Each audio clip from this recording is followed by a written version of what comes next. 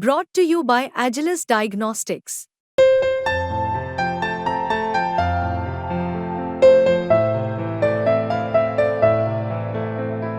Agilus Diagnostics.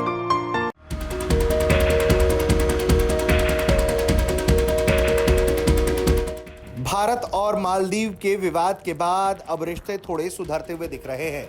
जहां एक तरफ चीन के हरकतों को देखते हुए मालदीव ने भारत से रिश्ते सुधारने की कोशिश की, तो वहीं भारत ने भी अब मालदीव को अपना बड़ा दिल दिखाना शुरू किया है। भारत ने वित्त वर्ष 2024-25 के लिए भारत से मालदीव को आवश्यक वस्तुओं के निर्यात के लिए 2 अतिरिक्त बंदरगाहों की घोषणा की है। घोषित किए गए 2 नए बंदरगाह कांडला सागर और विशाखापत्तनम सागर है। मालदीव में भारतीय उच्चायोग ने यह जानकारी दी है कि भारत से मालदीव को आवश्यक वस्तुओं के निर्यात के लिए 2 अतिरिक्त बंदरगाहों को शामिल करने की घोषणा हो गई है। कांडला और विशाखापत्तनम सीमा शुल्क समुद्री बंदरगाहों को आवश्यक वस्तुओं के निर्यात के लिए अनुमत बंदरगाहों की सूची में जोड़ा गया है।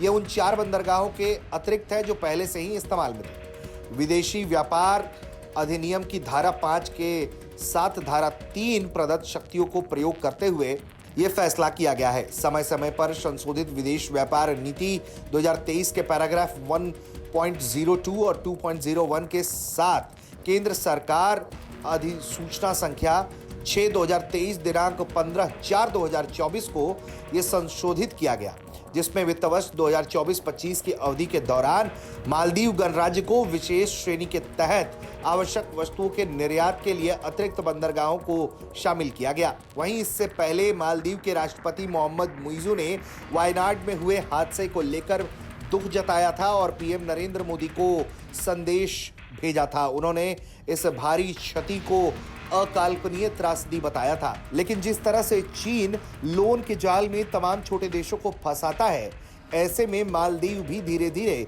इस बात को समझने लगा। यही वजह है कि जब भारत ने कड़े तेवर अपनाने शुरू किए तो मालदीव भारतीयों को आकर्षित करने के लिए अलग अलग कदम उठाने लगा और भारत के साथ मालदीव ने मुलाकात भी की, बैठक भी की।